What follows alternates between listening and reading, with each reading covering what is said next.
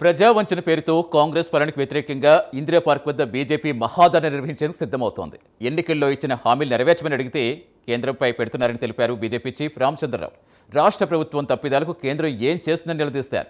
HILT, GHMC విలీనం, పాలనా వైఫల్యాన్ని నిరసిస్తూ మహాధరణ చేపడతామంటున్న బీజేపీ చీఫ్ రామచంద్రరావుతో మా correspondent Nagendra face to face. Maha dharna పేరుతో ఇందిరా పార్క్ ధర్నా చౌక్ కేంద్రంగా కాషాయ పార్టీ గర్జించేందుకు సిద్ధమవుతుంది. అసలు ఈ మహాధర్నా ప్రధాన ఎజెండా అయింది. ప్రస్తుతం ఇదే అంశంపై మనతో మాట్లాడేందుకు బీజేపీ రాష్ట్ర అధ్యక్షులు రామచంద్రరావు ఉన్నారు. మాట్లాడించే ప్రయత్నం చేద్దాం. సార్, మహాధర్నా యొక్క ప్రధాన ఎజెండా అయింది, ఎందుకు ధర్నా చేస్తున్నారు? ధర్నా ప్రభుత్వం ఒక వైఫల్యాల మీద. ఈ 2 సంవత్సరాల ప్రభుత్వం ఈ ప్రజలకు ఇచ్చింది ఏమీ లేదు, పరిపాలన గాలికి వదిలేశారు. వాళ్ళు ఆ రోజు చేసిన వాగ్దానాలు ఏది కూడా పూర్తి చేయలేదు. కాబట్టి ప్రజల ఒక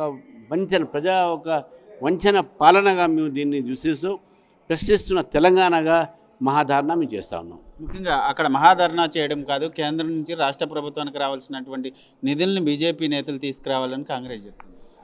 వాళ్లకు ఏం నిధులు అవసరం ఉన్నాయి చెప్పండి. ఏం నిధులు ఇవ్వట్లేదు?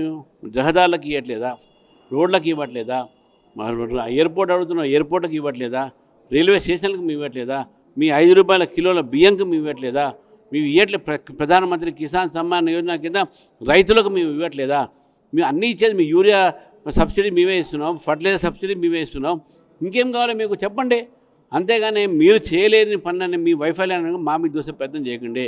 మీ ఒక బాధ్యత ఉన్నది, ఒక రాష్ట్ర ప్రభుత్వంగా ఉద్యోగాలు ఇవ్వాలి, మీరు ఇవ్వలేకపోతున్నారు. సమయానికి వేతనాలు ఇవ్వలేకపోతున్నారు. రిటైర్ అయిన వాళ్ళకి పెన్షన్స్ ఇవ్వాలి, అది ఇవ్వలేకపోతున్నారు. రైతులకు రైతు బంధు ఇవ్వలేకపోతున్నారు. పిల్లలకు ఫీ రీఎంబర్స్మెంట్ ఇవ్వలేకపోతున్నారు.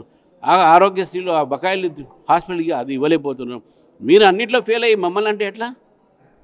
హైదరాబాద్ మరో ఢిల్లీ కాకుండా ఉండాలనే మేము హిల్ట్ పాలసీని తీసుకొచ్చాం. ఈ హిల్ట్ పాలసీ ద్వారా మేము ఏదైతే కాలుష్యం ఎదుగుతున్నటువంటి పరిశ్రమలన్నింటిని కూడా బయటకు పంపిస్తున్నాం అని చెప్తున్నాం. కాలుష్యం చేసే ఏ ఒక ఇండస్ట్రీస్ బయటికి పంపించినా మాకు అభ్యంతరం లేదు. కానీ పనిచేస్తున్నటువంటి కాలుష్యం లేని ఇండస్ట్రీస్ బయటికి పంపించి ఇక్కడ దాంట్లో పనిచేస్తున్నట్టు కార్మికులకు అన్యాయం జరుగుతుంది ఒకటి. రెండోది, మీరు రియల్ ఎస్టేట్ ఒక వ్యాపారాన్ని పెంచి సామాన్యుడి మీద మీరు సామాన్యుడి మీద బాతుతున్నారని చెప్పేసి 2. మూడోది, హిల్ట్ పాలసీ ద్వారా మీరు రన్నింగ్ ఇండస్ట్రీస్ కూడా మీరు షిఫ్ట్ చేస్తున్నారు.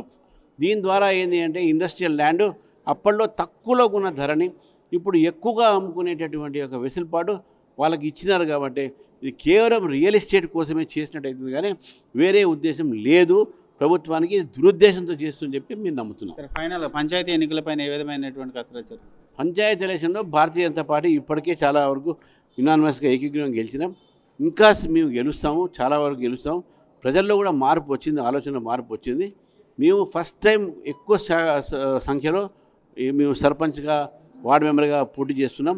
ఇది పార్టీ సింబల్ లేనప్పుడు కూడా మా పార్టీ కార్యకర్తలు ఉత్సాహంతో పోటీ చేస్తున్నారు, గెలుపు దిశలో ఉన్నారు.